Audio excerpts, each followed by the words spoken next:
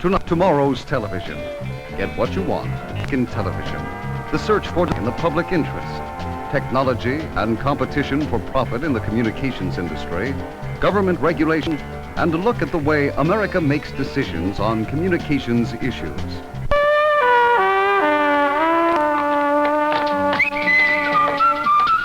And nothing helps skin look fresh and clear like medicated. Ring around the collar! And they all deodorized, but they did not help stop baby wets. Little Miss Fussy Wet. They're the kind of girl watchers watch.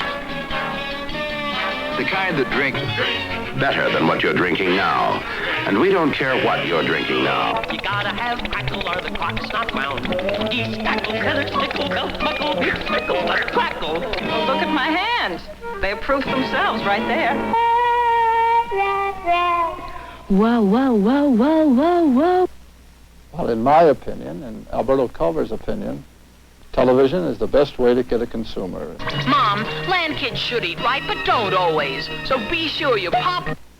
You can have many do-gooders ask for an hour of prime opera or a symphony and so on, but as you know and I know, the public doesn't turn to it. A few do, and the program is very good, but an advertiser such as Alberto Culver can't afford to sponsor it because it can't get the viewers, and if it can't get the viewers, it can't tell its message to the millions of people it has to, and therefore it can't sell its products. With all the flavor you could ask for in a filter cigarette, right? Advertising has made our country what it is today. Without advertising, there wouldn't be a General Motors, and there wouldn't be a U.S. Steel, and there would not be an Alberto Culver. Country soft. Country fresh. What a time for a headache. If television is a marketing tool, it must produce popular entertainment, like the Jonathan Winters Show, most of the time. CBS invests time, energy, and $230,000 to produce 1 hour of Jonathan Winters. What is it, my good lady? What's on your mind? Come, spit it out. Oh, you Herbert language. That's right. It's written all over your face. Uh-huh. And you're not Raquel Welch. It's written all over your body. Now step aside, please. No, take me with you, and I'll show you where the orderly bed me. Now you listen to me, lady. Can I do that? The ratings say Mr. Winters is seen in almost 9 million homes. Advertisers pay $45,000 for a 60-second commercial. There are 6 in each program. And the profits are shared by the CBS network and its 197 affiliated stations. In 1967, television networks and stations enjoyed a return on investment that is roughly 50% higher than manufacturing industries in the U.S. And so it follows, as prime time follows day, that commercial TV wants programs that appeal to everybody. My fellow Americans, I come to you tonight with a heavy heart. Not because I am weary of the struggle, not because I am tired of the conflict, not because I have lost enthusiasm for the task. No. I come to you with a heavy heart because I had a garlic pizza for supper.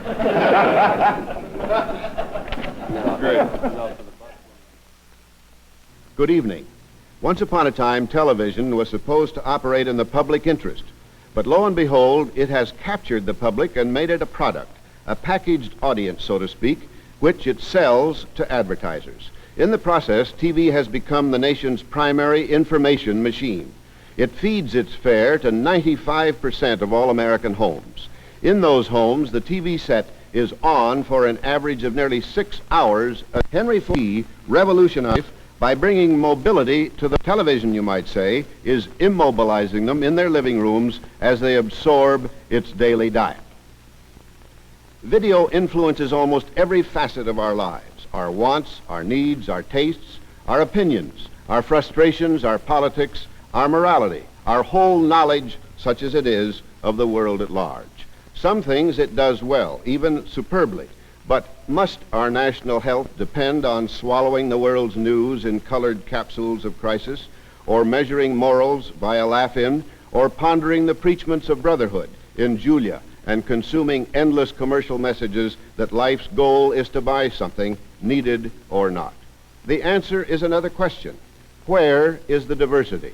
With rare exceptions, one station or one network is not really an alternative to the others because they are all engaged in similar exercises trying to corral the biggest herd of viewers. Can anybody say with conviction that TV brings us the information, the diversion, the inspiration we need to think, to reflect, to act and solve problems?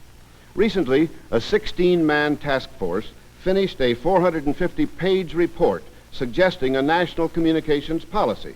Ordered by President Johnson, it has not yet been released, partly perhaps because some of its points involve drastic change. One of these would lift restrictions on new TV program delivery systems. This could break the near monopolies the commercial networks enjoy today and would, said the New York Times, open a whole new spectrum of broadcasting. A battle royal for control of that broader spectrum has begun. The outcome may improve broadcasting, but will it? 1969's technology permits us to reshape our information machine. The key word is permits. Technology can't order. Men decide how machines are used. They don't always make the right decisions as far as the public is concerned. Let's see what past decisions produced the television we know today.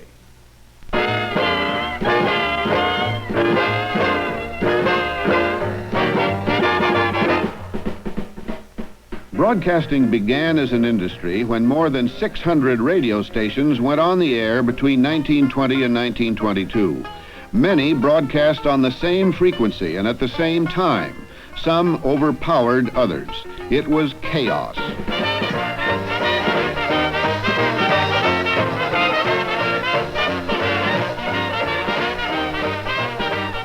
Stations themselves asked the government to regulate them to end the crosstalk.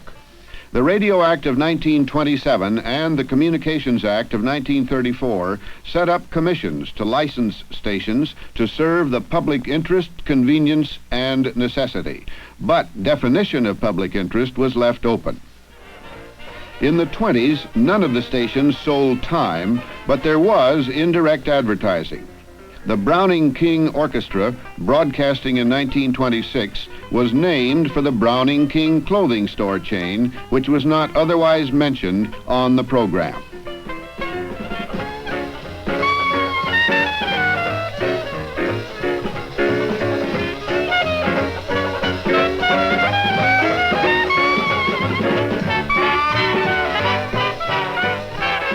In 1922, the American Telephone and Telegraph Company, which saw radio as a phone booth of the air, had already invented the sale of time.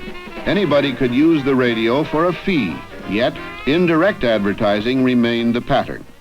The Depression, paradoxically, brought a scramble for business. CBS and NBC began to allow commercial announcements. If government had wanted to stop commercials, it would have been difficult. The Communications Act regulates local stations, but the networks, which produce programs for hookups of local stations, could not be regulated.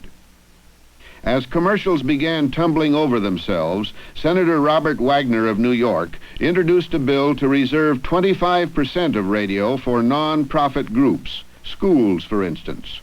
The networks argued they were doing public service, would do more, and that therefore there was no earthly reason for separate educational channels. NBC cited Amos and Andy as an educational program. And the Wagner bill was narrowly beaten.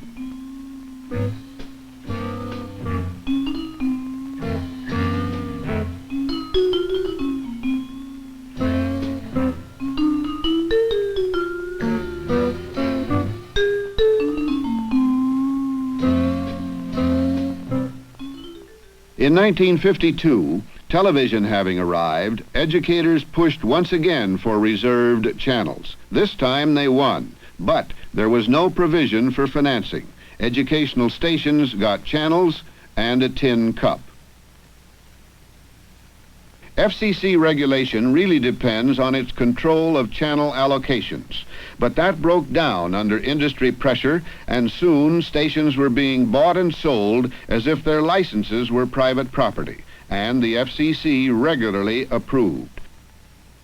the FCC, industry, and Congress first allowed television to develop only in the VHF part of the spectrum, which is limited to 12 channels. But the UHF range has 70. The result, a scarcity of channels. For the viewers, this meant limited choice. For the VHF station owner, it meant profits from a limited monopoly. But in 1962, a briefly revitalized FCC encouraged diversity by getting a law that requires UHF on all new sets. Ironically, it was too late. The networks have affiliated with no more than a handful of these struggling stations, and UHF, lacking money, can do little more than rerun old programs. As a result of all these decisions, our television system is based on a limited number of channels whose job it is to make money through merchandising, and programs are a byproduct. All this explains why our present commercial system cannot or does not fully serve the public interest. That doesn't mean it should be junked or seized by the government or run by a committee of do-gooders. Heaven forbid. What is needed is more variety to nourish the increasing numbers of people who find the mass audience diet indigestible. It is not realistic to expect TV tycoons to become philanthropists and bestow diversity. Wider choices might fragment their mass audiences. They've got too good a thing going. The present system yields them enviable profits through their limited monopoly of channels and generates enough political power to hang on to both. So how really to achieve more diversity, more viewer alternatives without attempting to dismantle a system already powerfully and to some degree popularly entrenched? Obviously, non-commercial or public television is one step, but so far nobody has come up with a successful recipe for long-term financing. Perhaps it is the new technology which offers the brightest immediate promise in its relatively new and certainly newly controversial baby, CATV, or cable television. It's based on coaxial cable, and it ends the scarcity of channels. Today's coaxial cable carries 12, 20, or 24 TV channels. CATV started as a complement to television. Many Americans couldn't get a clear picture or any at all because of natural or man-made obstacles. CATV pioneers built tall antennas, plucked broadcast signals from the air and ran them by cable to people's homes. In return, CATV got a monthly fee, and nobody minded. Most American communities have only 2 or 3 stations. CATV, finding that people wanted more, set up microwave links to pick up programs from far-off stations and feed them to subscribers' homes. Soon, the hometown broadcaster objected, fearing he'd lose viewers, then advertising. So, the Federal Communications Commission prohibited CATV from importing distant programs into the nation's top 100 markets, which happen to contain 90% of the TV audience. Then CATV decided to use some of its channels to put on its own programs. These pictures from cable television sources suggest what CATV aspires to rather than today's practice. Mostly, CATV now puts a camera on a clock or a barometer or a ticker carrying stock market news. But certainly the potential is there for a television system so diverse that it could satisfy social goals as well as business interests. How's your reception? All right. Not very good. No. Do you get channel 47? Channel Yeah, 41? but not clearly. Not clearly. In other words, you don't get it as clear as we get it on our side. Yeah. Well, this is cable television. This building has been recently cabled for cable television. Teleprompter Manhattan in New York City is trying to sell cable service to these tenement dwellers for $5 a month. For the poor, television has become indispensable as a source of relatively cheap and constant entertainment. But beyond diversion, these citizens need other kinds of information too. If a few of CATV's many channels were dedicated to specific social ends, they could use television to build political and social unity.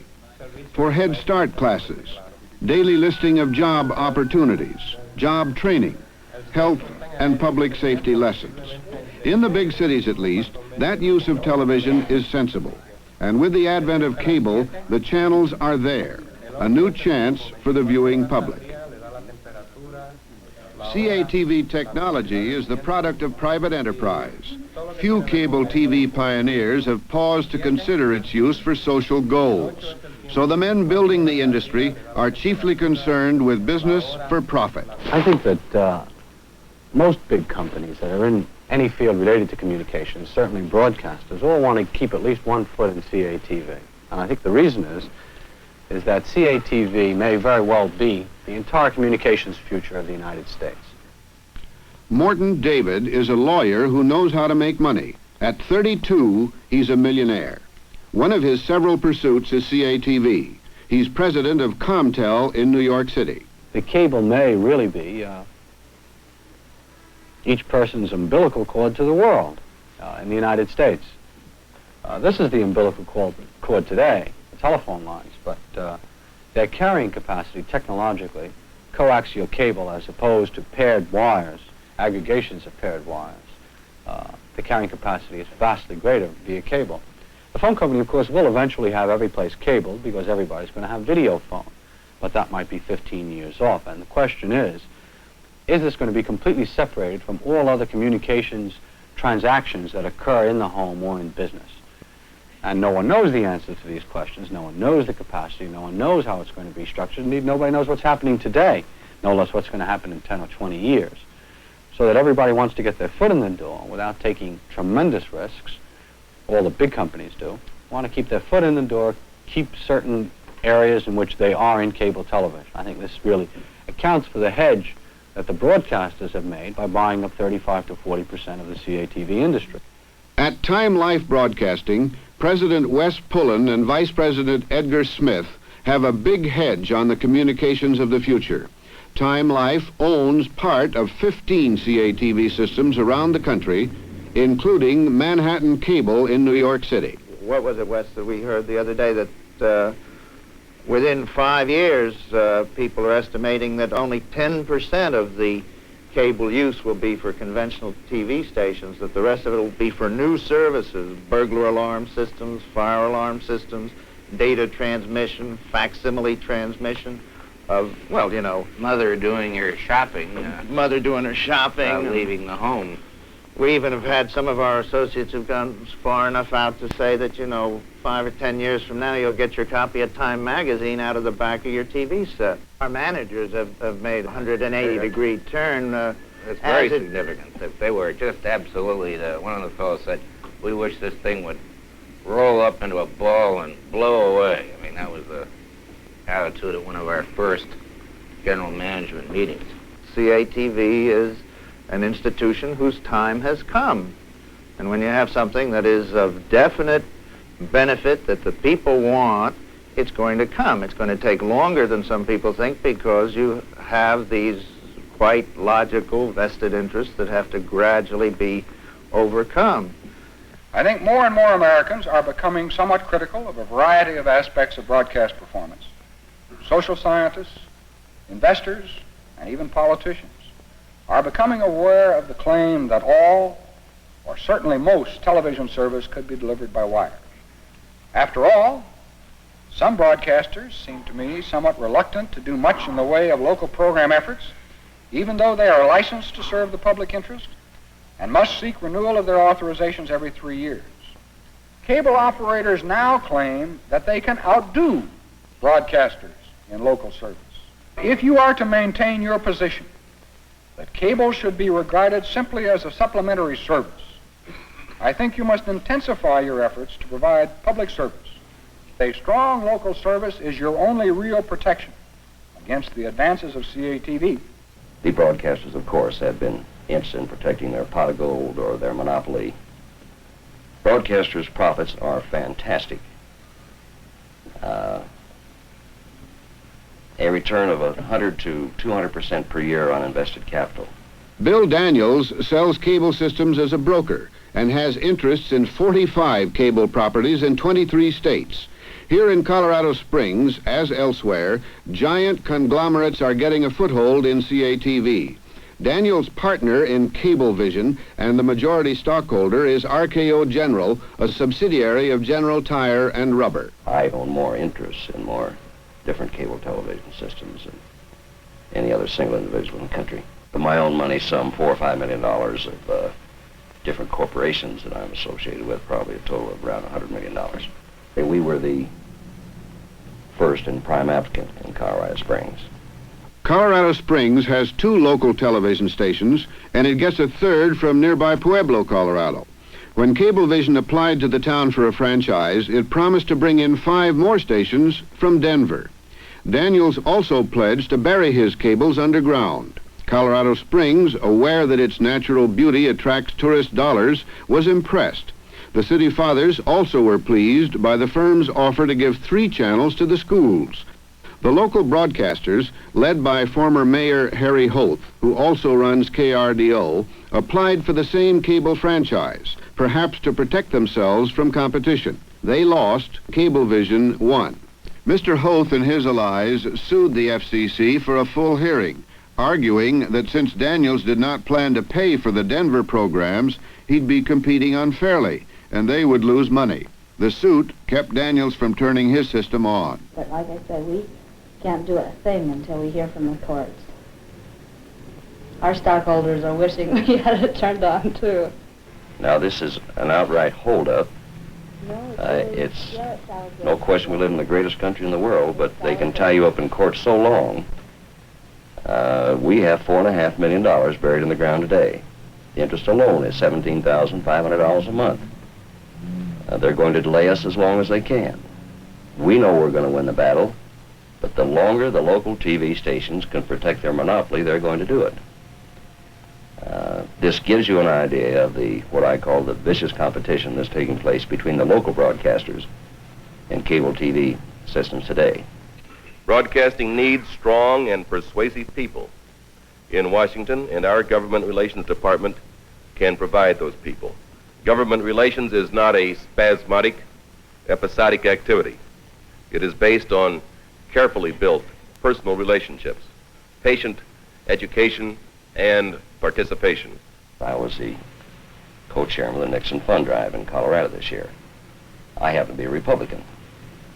I made it my business to become very well acquainted with both of our United States senators, all of our congressmen, and I've done it because it's a question of survival. And our opponents, who are the local broadcasters, they, I might add, our only real opponents, for years have made it a point to get along with the congressmen and senators. They put them on their news shows. They do everything they can to go out of their way to become well acquainted with them. We have now started to do that. We have the equipment to give them the political time that they need during election time and report to the people. Again, you never know when you're going to have to call them to ask them if they won't do you a favor by allowing you to talk to the congressman whose schedule all of a sudden has become very busy. Further, invite he and his wife out to dinner. This, too, has a real good effect. You should know the wife almost as well as the congressman himself or the senator. In one case not long ago, a broadcaster friend of mine tried to reach his congressman with one of our problems. He wasn't able to, but he had done his homework well. He was able to call the man's wife. You'll find most of these men have their home numbers unlisted. I have them. I'm sure you can get them if you're well acquainted. He called this man's wife and said, I have a problem and I can't reach your husband. She said, well, would you mind telling me what it is? He was very, very happy to, and in fact, that's what he wanted her to do. She said, well, I'll carry the message. And man, that night, in the confines of their bedroom, he really got the message. And if you think that is effective, gentlemen, you're making a mistake. On several occasions, I've been able to help my congressman write speeches. I got inside, gave him a couple of my stories that I use occasionally that I'm not using here. Those honest folks I have out there. In addition to that, I was able to call the association to which I belong to give him facts about our industry. If you don't believe he gave a good speech, he talked to those people like he knew all their problems but he knew them from our standpoint, and that's so very important. The broadcasters are no different than, I think, any other lobby, and I don't think that that they are malevolent or evil. I can't really find myself critical of them as a general matter. And they do tend, insofar as they're able, like every other industry of any size or importance in this country, to have Washington representatives to secure the kind of legislative treatment, the kind of treatment from the executive agency and the quasi-independent agency, the FCC, that they feel their industry is going to require. When I was sworn in, I went up to the Senate to talk to the committee, the Senate Commerce Committee members, and asked them what their problems were in communications, what they thought the major issues were before the FCC, and to a man, I was always told that cable television is one of the big problems before the FCC. And I hadn't really heard much about cable television at that point, to tell you the truth, but the more this became repeated, the more interested I got in the subject. And finally I said to one of the senators, you know, I hear a lot about cable television just as a problem, but nobody goes on and says anything about what ought to be done about it. And he said, well, some of my friends are in favor of cable television, and some of my friends are opposed to cable television. And I'm for my friends. Well, the CATV business began with very small operators. I mean, a fellow who would be in the television repair business or set sales would put up a tall antenna on the nearest mountain in order to wire cables into homes that would not otherwise buy television sets from him. And it was at this time that the cable television industry was really very violently opposed by the broadcasting industry. Now, since then, broadcasters have tended to buy into cable systems.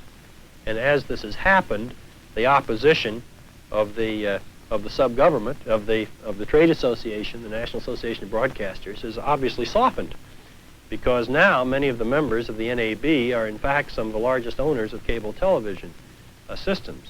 And as that has happened, the process and position of the FCC has changed to the point that some have cynically suggested that the role of the FCC has been one of holding up the growth of cable television until the broadcasters own it, at which point it will be allowed to go forward without restraint.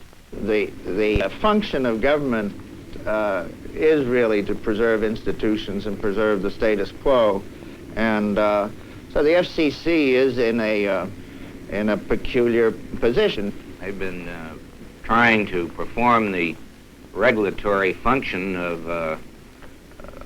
the Communications Act of, what is it, 1934, I think it is. Right there is the story. I may say that the Communications Act is forward-looking. It encourages the Commission to encourage a larger, more effective use of radio, encourages us to find new ways to serve the public interest, provide for the national defense. I think we have a very enlightened, forward-looking mission. I believe that our principal function is well set out, but there, as a result of technological change, as a result of new service concepts, there are areas where we could welcome some congressional assistance. Community antenna industry has made tremendous contributions to technology. It is something that has been developed without significant congressional attention. It has had congressional attention in a sense that we've had some proposals before Congress, but actually we have not had the assistance of guidelines from the Congress on this. The FCC doesn't act, it reacts. The city doesn't act, it reacts. And when it does act, it doesn't act, I think, in a too thought-out fashion.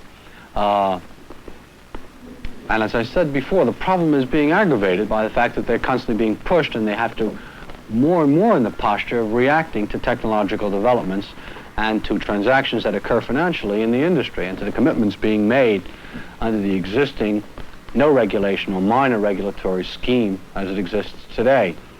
There is no overall plan. In a word, I would say that the industry is in chaos, total chaos. In Colorado Springs, the issue was importing programs from out of town. New York has 7 VHF stations, 4 UHF.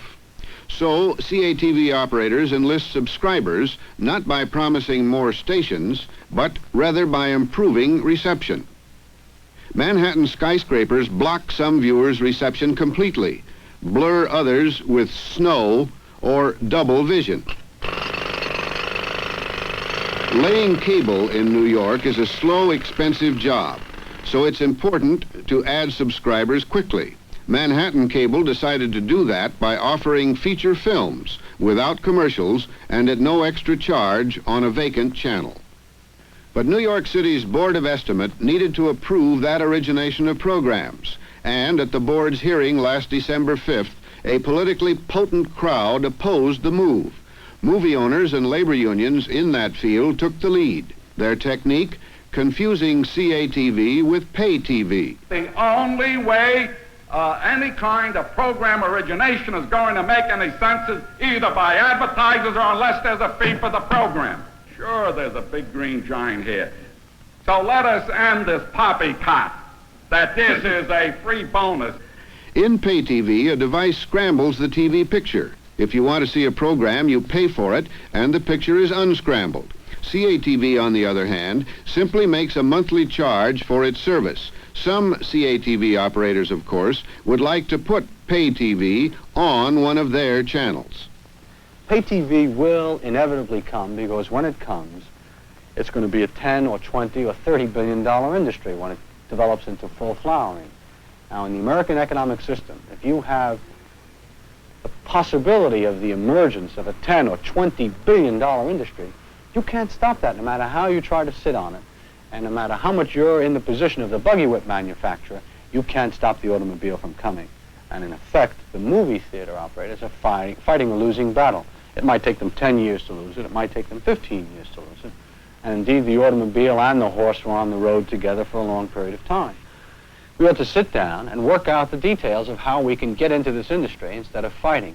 So many people are so busily protecting such parochial interests instead of getting together for the common benefit of everybody and working out the pattern under which it can be done. As the battle grew, cable origination foes marshaled allies. An old lady wept at the thought of losing free television. A Negro who described himself as poor said free TV kept potential delinquents off the streets. Behind all that were the truly threatened movie house owners who submitted piles of petitions against the origination plan, which they consistently linked to pay TV. Manhattan Cable, in an argument that was not totally philanthropic, replied correctly that the plan was not pay TV.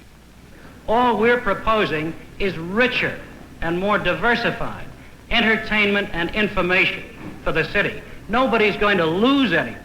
As all of you gentlemen know, this very carefully worded proposed amendment prohibits absolutely charging 1 cent to any New York City resident for program origination. Well, I think that this leads to a fundamental problem.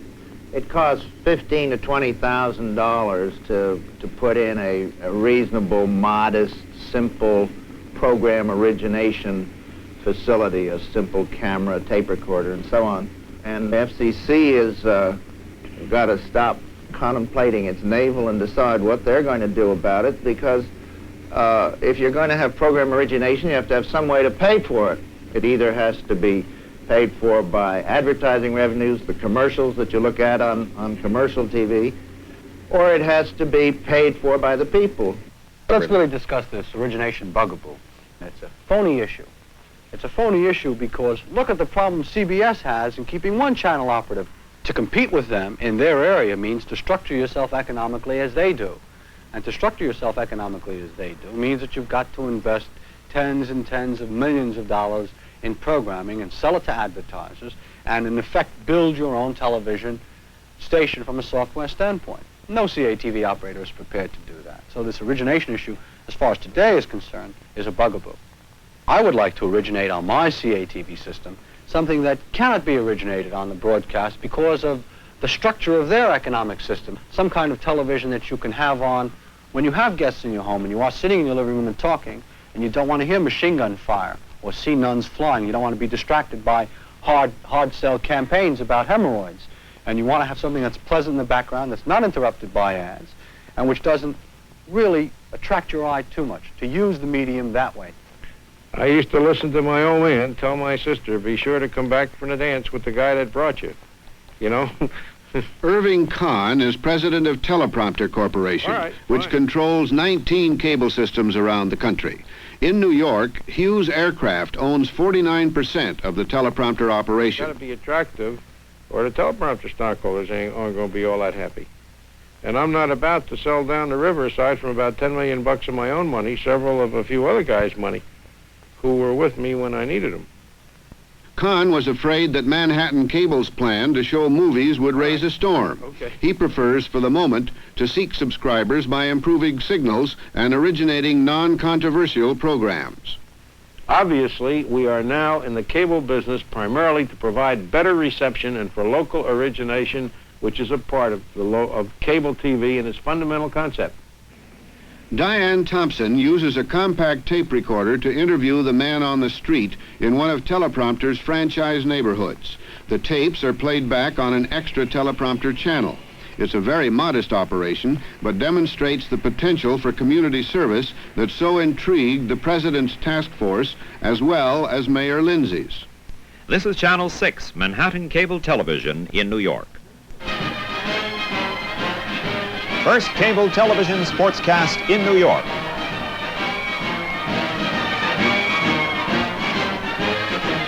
We're inaugurating this originating feature program for a rapidly growing cable television New York audience. By the way, in the ensuing weeks, Channel 6 will offer live concerts from Carnegie Hall of the American Symphony Orchestra, conducted by Leopold Stokowski, and uncut, uninterrupted showings of some of the greatest film classics, plus on-the-scene coverage of some of New York's most pressing urban problems in our local community news programs. Meanwhile, on with the game, and to call the shots, Columbia University's Jim Golden. And here come the Columbia Lions onto the court, being joined by Brown for the start of this Ivy League encounter. Columbia 13-1, leading the Ivy League with 4 victories and no defeats. Brown is 2-12 and 0-4 in the Ivy League. That happened 3 weeks ago, after New York City approved Manhattan Cable's plan to originate public service programming, with city authorities judging what is public service. No one argues about college basketball, but the real game will be played when it comes to the movies. The theater owners will again try to defend themselves against cable television movie by movie. Hayward Dotson, number 11, drives up for the layup and scores. There's the score. But Mayor Lindsay's task force came up with a plan for cable that would make it unnecessary to decide case by case what is and what isn't public service. I'm Percy Sutton, and within a few minutes, you're going to be seeing a town hall on the Lower East Side of The Manhattan. mayor's task force, headed by Fred Friendly, urged that the city franchise 10 cable TV companies. Each would serve different parts of the metropolis. Each would have 18 channels. All would carry existing stations. Each would reserve some channels for the city's use and new program origination. The mayor's task force said each CATV operator should assign 2 channels as common carriers, meaning that anybody could lease airtime. Another would be for public service programming, still another for anything CATV wanted to put on, which might be sponsored programs or pay TV. That again brought anguished howls from the movie theater owners and broadcasters. Mayor Lindsay himself seems reluctant to buck them right now, but publication of the comprehensive plan seemed to spur the FCC to action. Good afternoon, ladies and gentlemen. We welcome you to the Federal Communications Commission. We have 2 documents to present to you. We welcome your examination of them.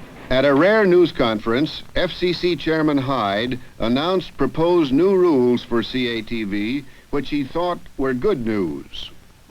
And I think if you will examine them carefully, that you will find that they are constructive and that they look toward resolution of problems that have heretofore prevented the expansion of service, particularly in the case of CATV. The FCC's proposal did not exactly inspire joy in the cable TV industry. It requires a cable operator to get permission before he picks up a program in one town and brings it to another. Most CATV operators are convinced that that permission will never be given. But the FCC action did encourage the origination of programs, and that pleased CATV operators like Manhattan Cable in New York City.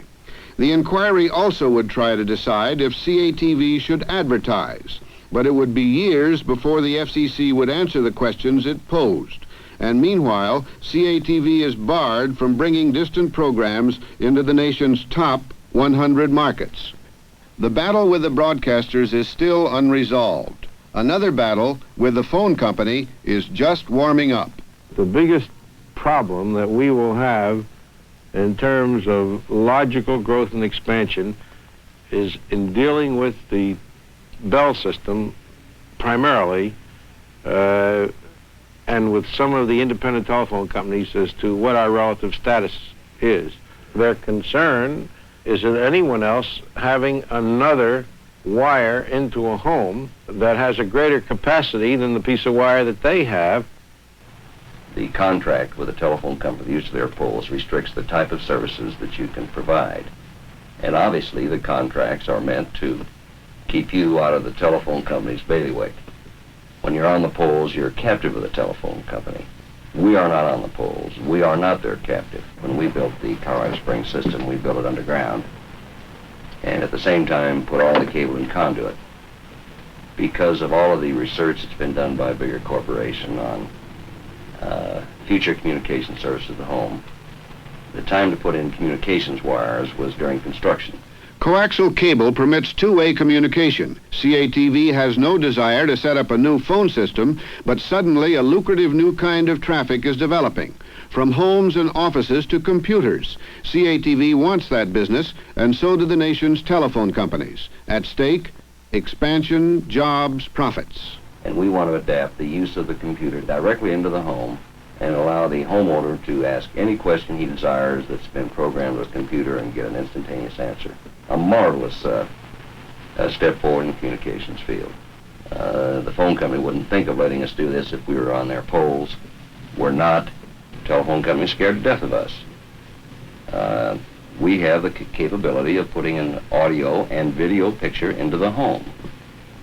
The telephone company with a present plant can only provide an audio service, sound into the home. What I'm doing now, I'm calling the computer, and I would hope that the computer will answer back right now. Here it is, it's come in on the screen, and what I have on the screen here now is this from the computer. Hello, this is an IBM 360-40 computer at Bell Labs.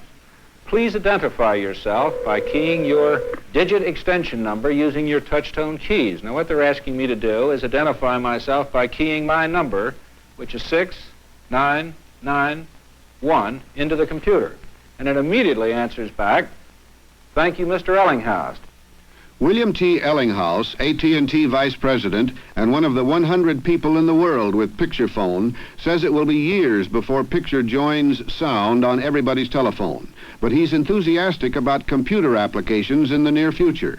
The same job Bill Daniels wants for CATV cable. It says to review the list, please key number 1, which I will key, and I will get a list of the services that this computer is going to offer me. And now I have a list here.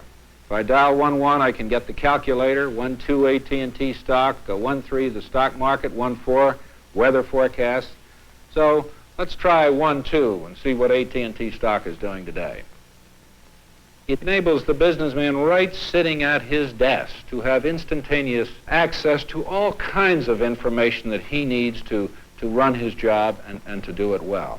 You can go on and visualize that with picture phone, your own telephone service really, you have access not only on a voice basis, but visually with everything that you had to leave your premises and go someplace else to see before. You just don't stop with a picture phone. You got to think about things that nobody's even thought of. I realize that's a silly statement, but the fantastic improvements being made in electronics, who knows what we're going to use it for next? We know we're as well or better equipped to provide the services than the telephone company. We're ready. I think there is a general feeling that we are a large organization and we do have a medium into customers' homes, and I think generally there is a fear that since they are getting into the same type of area, that we pose for them a rather large competitive threat. I think there's generally misunderstanding, and I must say maybe lack of good communications between us. So our efforts really have been directed to promoting the CATV medium rather than opposing it or holding anything ominous in store for them. I don't think the telephone company is anti-CATV. They just like to make money. And they started out with a very unrealistic schedule of rates.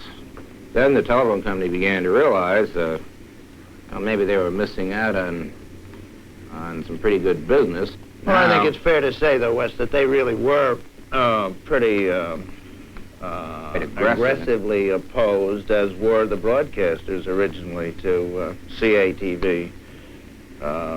For good and sufficient reason, that they thought that this was their function to provide service to the home, and in their own good time, that I think that they had probably expected that they would do so. There's no question but that to some extent my CATV operation is in the hands of the telephone company. They control the cable facilities. Mort David isn't fighting AT&T. His CATV operation uses telephone company cable that lies in ducts under the streets of New York. I think the telephone company would be more scrupulous than any other company in seeing that the independent operator, my company, can make do and can make money in the business. Hello? Yeah. Tell them to pay against delivery at about $61 a share. Yeah. Tell them to pay. I'll send them instruction in writing later. Goodbye. In other words, perhaps it is more sensible, as I believe, to render unto Caesar what is Caesar's, and not to lay cable in the streets of the city of New York, to let the telephone company do that. That's the business that they're in, is constructing communications facilities in the public ways and in public streets. Everybody's got their gripes against the telephone company.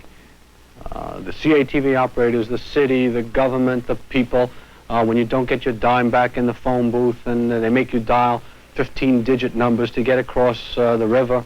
Everybody's got their gripe against the phone company, but we all must admit that still the phone company is a viable operative entity, and that when a telephone rings, you press the button. It may cost you 15 cents a month for the light, but if you lift the receiver, you get a telephone call. Hello? Quickly. Next. Mort David worries little over AT&T's size. As a monopoly, the FCC is supposed to regulate it, but AT&T is already so big, its legal staff so canny in finding loopholes, some experts argue it can't really be regulated. Thus, these observers oppose letting the phone company build and own CATV facilities. Max, tomorrow. Goodbye. The phone system works in the United States. I think that we just must address the question of whether we want cable television to be operated as a common carrier system with the owners out of the business, with government regulation of rate of return and so forth. In which case, one could make an argument that all the cable television systems ought to be owned by telephone companies and by no one else. Or, on the other hand, whether you want to develop cable television as a competitor to the telephone system, in which case you might want to rule that telephone companies shouldn't own cable television at all. H.I. Romness, chairman of the board of AT&T, says the telephone company only got into that area to help the CATV industry. He thinks some competition between the two is fine. This thing I call a primary mission, the thing of setting up connections on order for minutes, only minutes at a time, perhaps from anyone to anyone else. This is the sort of a thing that has turned out to be a natural monopoly. But the private line services we were talking about for connecting television stations, for example, and CATV, if you really are private line services too, are not a natural monopoly. People can build them for themselves. It is an area in which competition is entirely in order, where we should be expected to compete for providing those, and we do have some resources that will let us compete effectively. They certainly made a mistake 15 or 18 years ago in not getting deeper into CATV when it first started out. They would be in a much stronger position had they started earlier. But like the FCC, no one really saw the potentials of this industry until a few years ago. As I indicated earlier, the FCC itself said it didn't want to regulate CATV as recently as 1963. And now it's probably one of their principal regulatory problems. What we're doing now is steering a middle course between two groups of clientele. And we're permitting telephone companies to get into the business, kind of. At the same time, we're permitting cable companies to come in competition with them. And the ground rules aren't too clearly delineated for either. One reason the ground rules aren't too clear is that FCC staff people don't always agree among themselves. One bureau regulates the relative newcomer, CATV. It becomes sympathetic and would like to see CATV unshackled to compete with the telephone companies as well as the broadcasters. The Common Carrier Bureau regulates telephone companies and tends to side with its clientele. And judging from recent administrative decisions on allowing phone companies to build CATV systems, the Common Carrier Bureau is winning. That's the sequence broadcast decisions almost invariably follow. A couple of industries get in on the ground floor, invest millions, and prosper. Then along comes new technology, new techniques, CATV, for example. Entrepreneurs see wider profits, broadcasters and the phone companies see their vested interests threatened, and the battle is joined, or rather dumped in the government's lap. And government must decide, under pressure, where special interests and the public interest combine and where they collide. Members of the Commission, my name is Douglas A. Anello. I'm the General Counsel of the National Association of Broadcasters. What the CATV people refuse to believe, apparently, is that neither this Commission nor the broadcasters seek their demise. Rather, we seek their integration.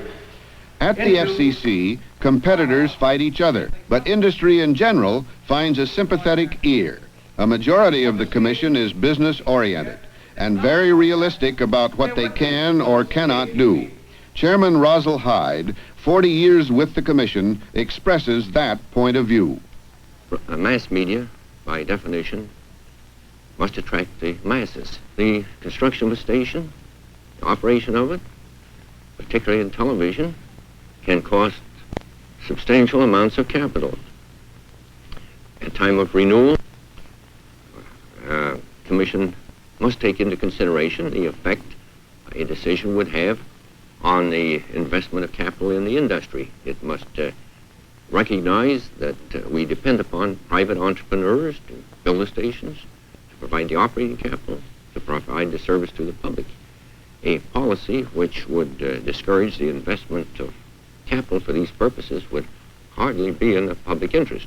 As a matter of fact, I would challenge my critics to explain and how they would go about the business of providing better programming than you can get from competitive, free effort without being repressive, without discouraging innovation, without inhibiting free expression. Meeting that we're trying to do at this time, Mr. Chairman, is to give our association's feeling and give the Commission some insight into our association's feelings at this time. Well, feelings, I assume, are important. Well, I'm sorry. Feelings, of course, are important, but what we need here is some helpful advice on the interim procedures. Well, we hope... if you want to give some introductory attention to what the disposition of rulemaking should be, we'd welcome that. Well, may I continue? Please do so. We have the distinct feeling that some members of the Commission care less what the public opinion is, and that they have already made up their mind and planned this hearing only as a whitewash of their previous arrived at decisions.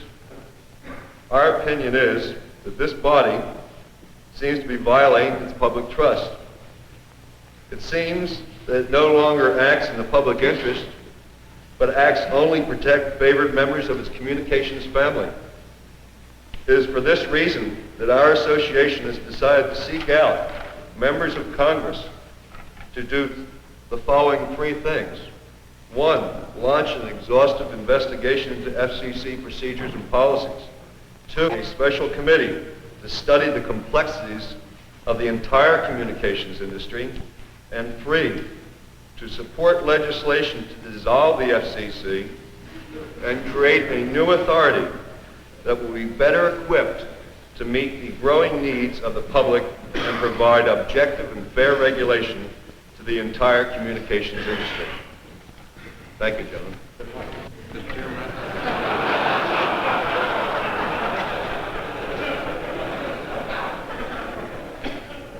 You assert that the FCC has on occasion fallen into error in the past in many respects. Well, that's certainly a proposition with which you're going to get very little argument from me. You also say that there are some good things about cable television. But I hope at some point that you all intend to direct your attention to the issues. Because there are some problems with regard to cable television, and someone in this country must confront them. And I would hope that you would have the incentive to want to try and help. And I think in fairness to my colleagues in this particular instance, they're entitled to a little credit. Mr. Lovett explained the great difficulty that the industry has had in trying to resolve these problems itself. We're familiar with the difficulty Congress has had in dealing with this. And for once in its history, the FCC has made an effort to come out with a set of proposals that it believes to be constructive and a step forward in some effort to help a great number of people, first of whom are the 200 million Americans whose interests we're all supposed to be concerned about principally. Commissioner Nicholas Johnson is part of that minority which defines the public interest as much more than just industry profits. But on programming, he loses a point to the business-oriented commissioners. Well, the majority of the commission believes that programming is none of our business, that broadcasting in the public interest means keeping your antenna tower painted and seeing to it that your signal is loud and clear.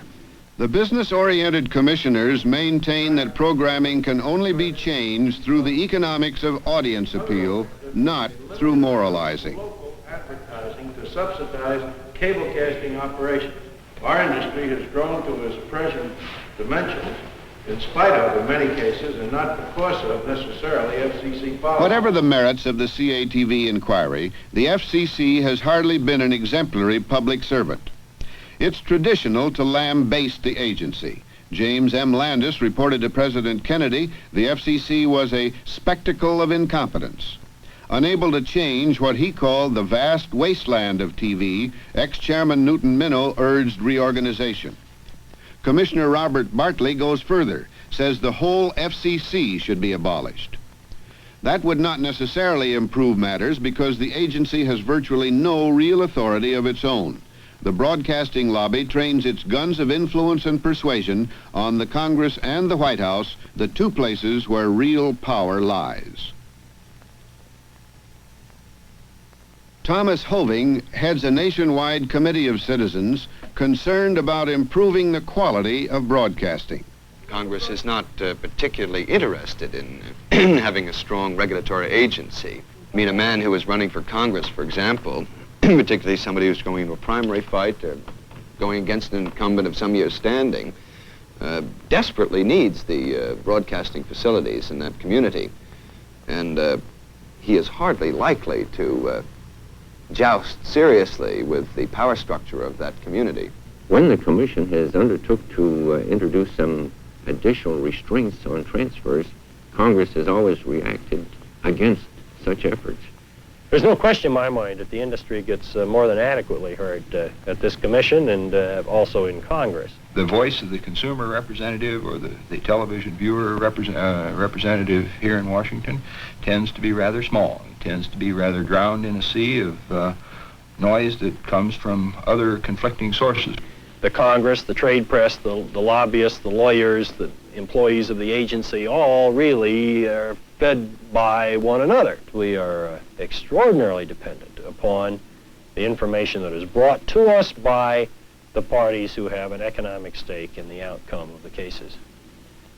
We have 1,500 employees, which may sound like a lot to people who are used to running little businesses, but then when you realize that of these 1,500, only a handful are really professional or PhD caliber people who are thinking about long-range communications policy questions, it really begins to dramatize the tremendous contrast in resources.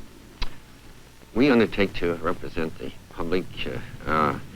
I would wish that we had more funds to do the research in this area. It is true that the industry, or the operating industry or the manufacturing industry is the one that's most likely to come clamoring at our doors. But it isn't true that we only respond to these kind of demands.